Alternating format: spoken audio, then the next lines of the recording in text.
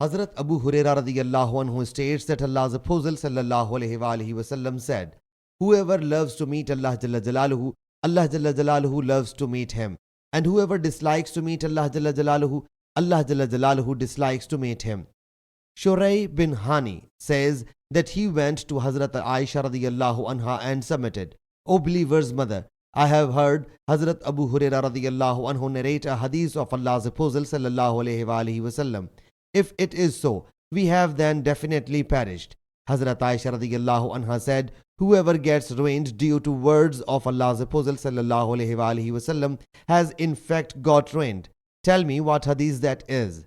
He said that Allah's Apostle sallallahu alaihi wasallam said, whoever loves to meet Allah Jalla Jalaluhu, Allah Jalla Jalaluhu also loves to meet him. And whoever hates to meet Allah Jalla Jalaluhu, Allah Jalla Jalaluhu hates to meet him. 2. There is no one among us who does not dislike death. Hazrat Aisha radiyallahu anha whereupon said, Allah's Apostle sallallahu alaihi wasallam said it, but it does not mean what you have understood.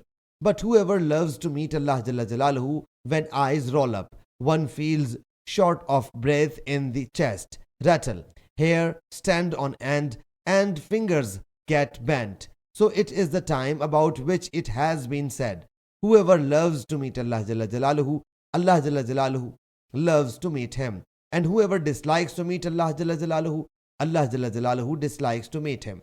Sahih Muslim Hadees number 6767.